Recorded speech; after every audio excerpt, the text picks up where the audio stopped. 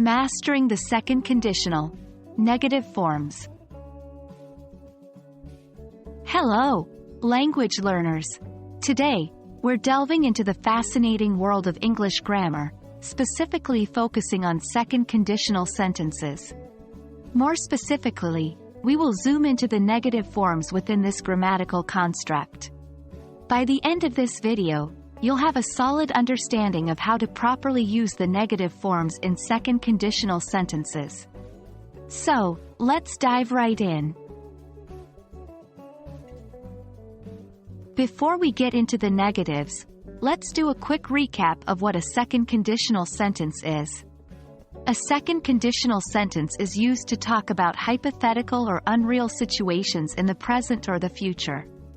It's formed by using if plus past simple tense, and then would plus infinitive. For example, if I had $1 million, I would buy a house. Now, let's move on to negative forms in the second conditional. The structure remains largely the same, but we include not after the auxiliary verb in each part of the sentence. For the if clause, it's if plus subject plus did not, didn't, plus base verb. And for the main clause, it's subject plus would not, wouldn't, plus base verb.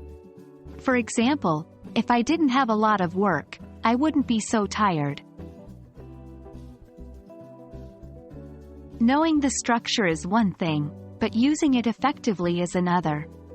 The key here is to remember that the negative form is used to talk about situations that are unreal or hypothetical, just like the positive form, but with an added layer of negation. For example, if I didn't love coffee, I wouldn't drink it every day.